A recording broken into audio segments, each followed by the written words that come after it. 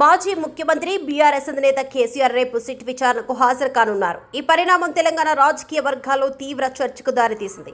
కేసీఆర్ ను సిట్ విచారణకు పిలవడాన్ని వ్యతిరేకిస్తూ బీఆర్ఎస్ పార్టీ రాష్ట్ర వ్యాప్తంగా నిరసనలకు పిలుపునిచ్చింది. పార్టీ నాయకత్వం సూచనల మేరకు వేల సంఖ్యలో కార్యకర్తలు, నాయకులు తెలంగాణ భవన్ వద్దకు చేరాలని పిలుపునిచ్చారు.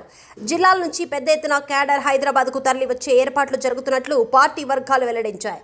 శాంతియుతంగా తమ నిరసన వ్యక్తం చేయాలని, ఎక్కడా చట్టాన్ని అతిక్రమించవద్దని పార్టీ నాయకులు సూచించినట్లు సమాచారం.